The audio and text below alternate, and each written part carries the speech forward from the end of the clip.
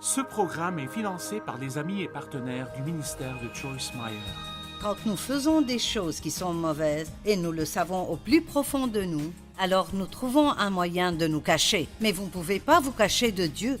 Il n'y a aucun endroit où vous pouvez aller vous cacher de Dieu parce qu'il est partout tout le temps. Et si vous essayez de vous cacher de Dieu en ce moment, Dieu sait où vous êtes.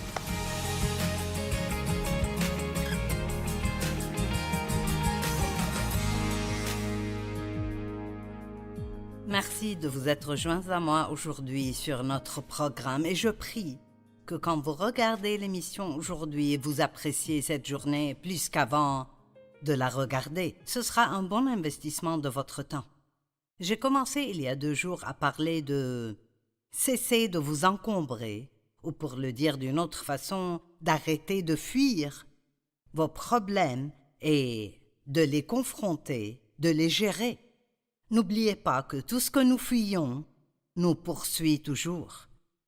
Vous ne vous éloignez jamais de quoi que ce soit jusqu'à ce que vous y fassiez face. Vous devez affronter vos peurs.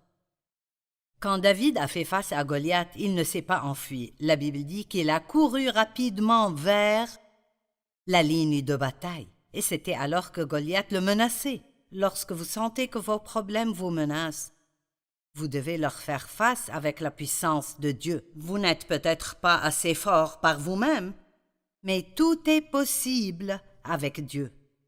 Et Paul a dit, « Je peux faire tout ce que je dois faire par Christ qui me fortifie. Celui qui est en vous est plus grand que celui qui est dans le monde. » Vous n'avez pas à passer votre vie à courir ni à fuir votre passé.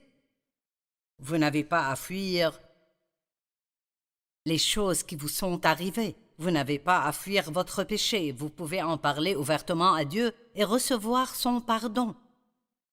Vous n'avez pas besoin de rester en colère toute votre vie. Vous pouvez affronter vos problèmes.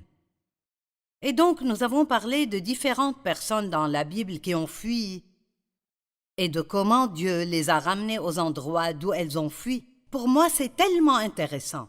Jonas s'est enfui de Dieu et a fini par se faire avaler par la baleine.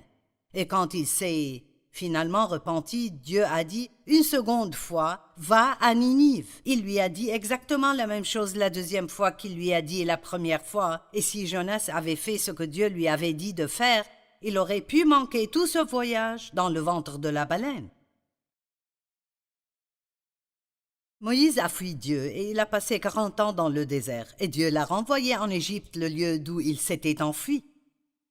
Agar s'est enfuie de chez Sarah, et Dieu lui a dit de retourner et de se soumettre à sa maîtresse. Et Dieu a aussi traité avec moi de cette façon. Être pardonné pour votre passé est une chose, mais cela ne signifie pas que vous n'avez pas à faire face à certaines choses du passé. Dieu nous pardonne instantanément quand nous le lui demandons, mais il peut y avoir des problèmes auxquels nous devons faire face. Vous saurez s'il y en a. Vous n'avez pas besoin de partir en expédition de fouilles. Demandez simplement à Dieu, et s'il y en a, il vous le montrera. Certains d'entre vous savent que vous fuyez des choses que vous ne faites pas correctement, et l'une des façons de le faire est de trouver des excuses, ou bien de jeter la responsabilité de nos problèmes sur les autres. Hier, nous avons terminé le programme en parlant des excuses que nous faisons et comment Jésus appelait les gens à le suivre, et ils avaient tous des excuses. Et puis, dans Romains 2, la Bible dit « Ne jugez pas les autres parce que vous faites les mêmes choses qu'eux. » Donc, il n'y a aucune excuse pour juger les autres. Nous n'avons pas le droit de juger les autres d'un œil critique. Maintenant, je ne parle pas de... Vous savez, oui, si vous êtes un croyant, vous pouvez voir quand quelqu'un pêche. Vous pouvez juger le péché pour ce qu'il est, mais nous ne connaissons pas le cœur des gens, et donc nous devons prier pour les gens, pas les juger. Je veux dire, Romains 1:20 dit même qu'il n'y a aucune excuse pour ne pas croire en Dieu, parce que même la nature vous dit que Dieu existe. Wow! Les gens trouvent toutes ces excuses pour ne pas croire en Dieu. Galates 5,13 dit qu'il n'y a aucune excuse. N'utilisez pas votre liberté comme excuse pour être égoïste. Certaines personnes pensent qu'elles peuvent faire tout ce qu'elles veulent parce qu'elles sont libres. Eh bien, je suis libre de la loi. Jésus m'a libéré. C'est peut-être vrai, mais nous ne sommes toujours pas libres de faire des choses qui vont nuire aux autres. La nouvelle loi sous laquelle nous vivons est la loi de l'amour. Donc Paul a dit de marcher dans l'amour et de ne pas faire des choses qui blesseront votre frère ou votre sœur. Et donc, nous voulons faire très attention à ne pas trouver d'excuses. Nous en avons parlé. Nous donnons des excuses en disant « je n'ai pas pu m'en empêcher ». C'est trop dur. J'ai trouvé des excuses pour mon mauvais comportement pendant longtemps parce que j'ai été abusée par mon père. Eh bien, si je n'avais pas été traitée comme j'ai été traitée, alors je n'agirais pas comme j'agis maintenant. Et cela aurait pu être une raison. Mais Dieu a dit, c'est peut-être vrai, mais ne laisse pas ça devenir une excuse pour rester comme ça. Peut-être que vous n'avez pas été élevé correctement et que vous aviez des parents qui ne vous traitaient pas bien. Et donc, vous avez des problèmes à cause de cela. Eh bien, c'est peut-être la raison pour laquelle vous êtes comme vous êtes, mais ne restez pas comme ça. Ouvrez votre cœur à Dieu et laissez-le s'occuper de vous. Le blâme est une autre chose que nous utilisons fréquemment pour éviter des situations. Nous fuyons nos problèmes en blâmant les autres pour eux. Adam et Ève avaient été informés qu'ils pouvaient manger de tous les arbres, à l'exception de l'arbre de la connaissance du bien et du mal. Et Dieu a dit « ne mange pas de celui-là ». Ils auraient pu faire toutes ces autres choses, mais la seule chose que Dieu leur a dit de ne pas faire, c'est la chose que Satan les a tentés de faire. Et Dieu avait parlé à l'homme, mais le diable est venu à Ève. Maintenant, apparemment, Adam avait dit à Ève ce que Dieu avait dit parce que quand le diable a commencé à lui mentir et à dire « Vous savez, Dieu a-t-il vraiment dit que tu ne pouvais pas manger de cet arbre ?» Elle a dit « Dieu a dit nous pouvons manger de tous les arbres, mais pas de celui-là. » Donc elle savait ce qu'elle était censée ou n'était pas censée faire. Mais il lui a montré le fruit et lui a dit à quel point il était bon et lui a dit que Dieu sait que si tu en manges, tu deviendras comme lui. Et donc elle en a pris et elle en a mangé. Et puis elle a convaincu Adam d'en manger aussi. Eh bien, je ne vais pas entrer dans une longue discussion à ce sujet, mais Adam était censé être responsable de ce qui s'est passé là-bas. Ève l'a tenté et il a fait ce qu'Ève avait dit. Il aurait dû lui dire tout de suite « non ». Ce n'est pas ce que Dieu nous a dit de faire, nous n'allons pas faire ça. Mais il a fait ce qu'elle lui a dit de faire. Et puis, ils se sont cachés. Ils ont fui. Quand nous faisons des choses qui sont mauvaises, et nous le savons au plus profond de nous, alors nous trouvons un moyen de nous cacher. Mais vous ne pouvez pas vous cacher de Dieu. Il n'y a aucun endroit où vous pouvez aller vous cacher de Dieu parce qu'il est partout tout le temps. Et si vous essayez de vous cacher de Dieu en ce moment, Dieu sait où vous êtes. Et peut-être pensez-vous que vous avez accidentellement mis ce programme, mais ce n'est pas un hasard. Dieu veut vous parler aujourd'hui. J'ai entendu des histoires sur des gens qui pensent avoir accidentellement allumé leur téléviseur. Un homme a dit qu'il était drogué une nuit et il a allumé la télévision et il y avait mon programme et il ne voulait pas m'écouter. Il a essayé de changer de chaîne et la chaîne ne changeait pas. Il pensait que les piles étaient vides dans sa télécommande, alors il a changé les piles. Sans succès, et il a dit la seule chose qui fonctionnait était le bouton pour hausser le volume. Et il a dit dès que le programme s'est terminé, ma télécommande a recommencé à fonctionner. Il a su alors que Dieu essayait d'attirer son attention et il a fini par marcher avec Dieu. Donc je ne sais pas pourquoi vous pensez regarder l'émission aujourd'hui, mais ne souhaitez pas que quelqu'un d'autre que vous connaissez qui a ces problèmes soit là avec vous. S'il y a quelque chose que Dieu veut vous dire aujourd'hui, laissez-le vous le dire. Qui blâmez-vous pour vos problèmes? Pendant de nombreuses années, j'ai blâmé d'autres. J'ai blâmé mon passé, j'ai blâmé Dave. J'ai blâmé tout le monde, mais je n'ai pas pris la responsabilité de mon comportement. Nous devons être responsables. La Bible dit dans Romains 14 que chacun rendra compte de lui-même devant Dieu. Je ne rendrai pas de compte pour Dave. Je rendrai des comptes pour moi et je dois faire ce que Dieu me demande de faire sans blâmer ni trouver d'excuses. Nous n'aurons pas le temps de parcourir tout cela aujourd'hui, mais quand Dieu est venu voir Adam et Ève et a dit « Pourquoi vous cachez-vous? Qui vous a dit que vous étiez nus ?» Tout de suite, Adam a blâmé Ève. « Dieu, la femme que tu m'as donnée. » Elle en a mangé. Elle m'en a donné et j'en ai mangé. Et c'est la femme que tu m'as donnée. Vous voyez, il a même blâmé Dieu de lui avoir donné la femme. Il n'a pris aucune responsabilité. Et puis Dieu s'est tourné vers Ève et elle a dit « Le diable m'a fait faire ça. » Tout le monde blâmait tout le monde. Mais quand Dieu s'est mis à traiter avec tout le monde, il a traité avec l'homme, avec la femme et avec le serpent. Tout le monde avait sa responsabilité. Nous avons tous une responsabilité. Nous devons prendre nos responsabilités. Abraham et Sarah sont un autre grand exemple dans la Bible. Je vous ai raconté cette histoire sur comment Dieu leur avait promis un enfant, et l'enfant s'attardait, ils se sont lassés d'attendre et ils ont fait leur propre plan. Et Sarah a donné Agar, sa servante, à Abraham.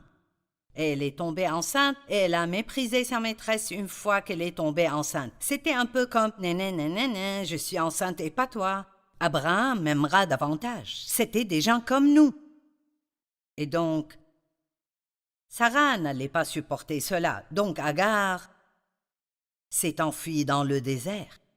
Et Dieu lui a dit de retourner et de se soumettre à sa maîtresse.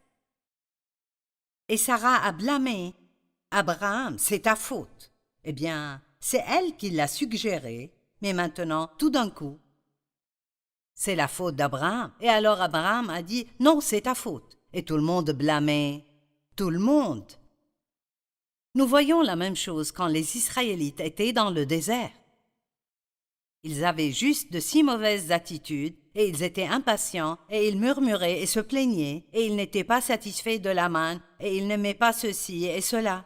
Je veux dire, chaque fois qu'ils avaient des problèmes, ils blâmaient Moïse et ils blâmaient Dieu. Ce n'était jamais « nous avons une mauvaise attitude et nous devons la changer ». Dieu pardonne-nous, nous avons une mauvaise attitude. Non, c'était toujours Moïse et toujours Dieu. Pourquoi nous avez-vous fait sortir d'Égypte? Vous auriez dû nous laisser là-bas. Ils avaient supplié Dieu de les faire sortir de là. Et donc, ils ont erré dans le désert pendant 40 ans en essayant de faire ce qui était un voyage de 11 jours. Et c'était en partie parce qu'en grande partie, c'était parce qu'ils ne voulaient pas faire face aux choses dont Dieu essayait de traiter avec eux. Ils n'arrêtaient pas de blâmer quelqu'un d'autre. Wow! Je dois faire une pause et laisser certains d'entre vous y réfléchir. Qui blâmez-vous pour vos problèmes? Vous êtes endetté et vous reprochez à votre patron de ne pas vous payer assez, alors qu'en réalité, c'est vous qui dépensez trop.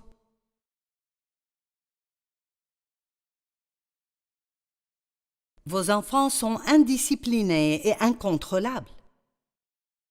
Et vous les blâmez quand vous n'avez pas pris assez de temps avec eux pour même leur apprendre à se comporter comme il faut. Vous êtes trop occupés à faire toutes les choses que vous voulez faire. Maintenant, je sais que je ne vous parle pas à vous, mais que je parle à des gens qui ne regardent pas le programme.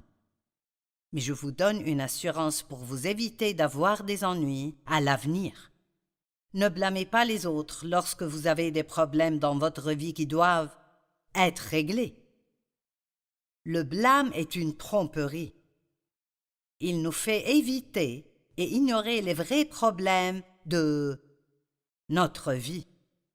Certaines personnes fuient leurs problèmes en restant occupés,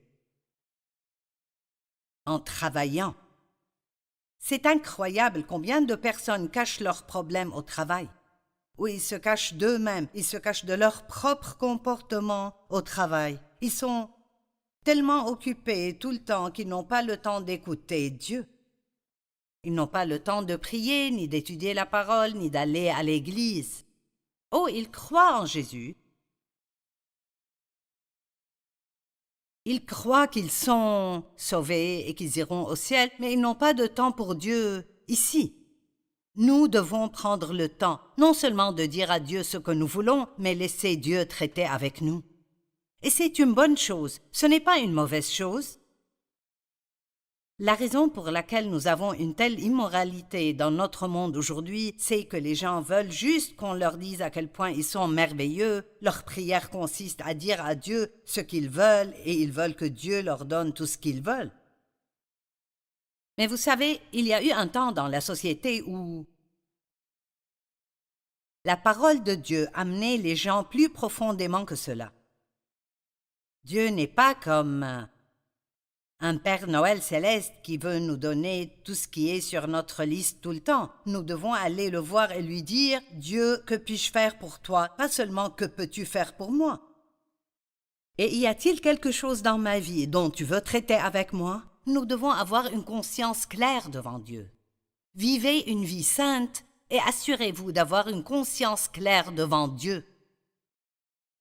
L'apôtre Paul a dit cela, que rien ne dérange sa conscience. Il a dit « J'ai une conscience claire devant Dieu ». Il sentait intérieurement qu'il faisait ce qu'il devait faire. Si votre mariage n'est pas bon, ne vous contentez pas d'ignorer tout cela en espérant que cela s'en ira tout seul. Si vous avez des enfants qui se conduisent mal et ne font pas ce qu'ils devraient faire, ne restez pas tellement occupés que vous n'avez pas à vous en occuper, mais prenez le temps de découvrir ce qui se passe. Savez-vous que vous pouvez même fuir Dieu à l'église?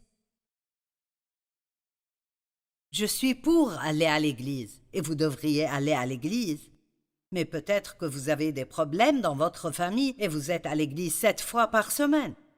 Peut-être que vous devez réduire cela à 2 fois et passer plus de temps avec votre famille.